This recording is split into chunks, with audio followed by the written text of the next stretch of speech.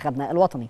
زي ما حضراتكم عارفين انه المحترفين بتوعنا بداوا تباعا ينضموا الى المعسكر. حمدي فتحي، محمد شريف، وكلاهما كان من اختيارات الفنيه لكابتن حسام حسن. فان شاء الله الامور تمشي بشكل كويس. اديك انت شايف قدامك اهو حمدي مع امام عاشور مع اكرم توفيق. اللقطات اللي قدام حضرتك هذه اللقطات من مران منتخبنا الوطني اليوم. احنا اول ماتش هنلعبه فيه نيوزيلندا. الدفعه الثانيه من بعثه نيوزيلندا وصلت للقاهره، والبعثه الجزء الاول منها كان وصل السبت، والحد وصلت الجزء الثاني من البعثه. لقطات بنتابعها دايما مع حضراتكم. احنا في متابعه دايما مستمره للمنتخب.